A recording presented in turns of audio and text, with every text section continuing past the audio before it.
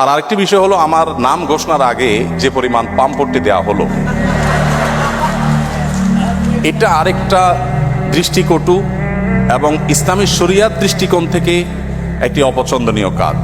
কারোর যদি প্রশংসা করতে হয়, তার আসার আগে আপনি কেন করেননি? আপনি আমার আসার আগে 30 মিনিট ধরে আমার প্রশংসা করতেন, আমি শুনে খুশি হতাম। কিন্তু আমাকে বসিয়ে রেখে প্রশংসা করা, এটা ইসলামী শরিয়াত দৃষ্টিকোণ থেকে অনুচিত একটি কাজ।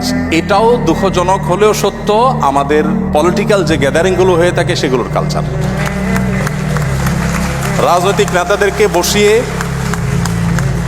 আমাদের বিভিন্ন স্তরের রাজনৈতিক নেতাদেরকে বসিয়ে পামপট্টিমূলক বক্তব্য না দিলে ওরা অনেকে নাখোশ হন। কিন্তু এই কালচারটা কখনো ভালো কালচার না।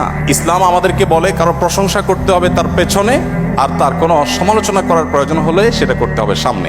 আমিও আপনাদেরকে আপনাদের দেয়া পামপট্টির বিপরীতে কিছু পামপট্টি দিতে পারতাম, সেটা না দিয়ে আমি এ দুটি কারেকশন দিয়েছি, কারণ আমার ছোট ভাই তুল্য শিক্ষা